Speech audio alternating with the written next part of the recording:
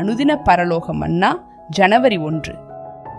ஜனங்களே, நம்முடைய தேவனை ஸ்தோத்தரித்து அவரை துதிக்கும் சத்தத்தை கேட்க பண்ணுங்கள். அவர் நம்முடைய கால்களை தள்ளாட ஒட்டாமல் நம்முடைய ஆத்துமாவை உயிரோடே வைக்கிறார். சங்கீதம் 66 8 மற்றும் 9 நாம் விழுந்து போகாமல் தம்முடைய கிருபையினால் நம்மை காத்து மற்றொரு வருஷத்துக்குள் நம்மை பிரவேசிக்கச் செய்த தேவனுக்கு நன்றி செலுத்துவோமாக. சகலரும் ஒரே சிந்தையோடும் இருதயத்தோடும் அவருடைய ஊழியத்தை அவர் வார்த்தையின்படி இம்மட்டும் செய்து முடிக்க கிருபை செய்தார்.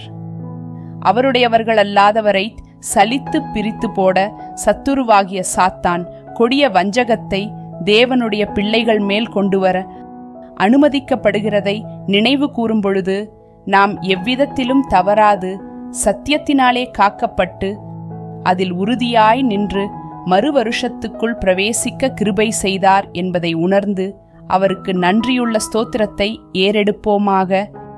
மீண்டும் இந்நாளுக்குரிய வசனம். ஜனங்களே, நம்முடைய தேவனை ஸ்தோத்தரித்து அவரை துதிக்கும் சத்தத்தை கேட்க பண்ணுங்கள். அவர் நம்முடைய கால்களை தள்ளாட ஒட்டாமல் நம்முடைய ஆத்துமாவை உயிரோடே வைக்கிறார்.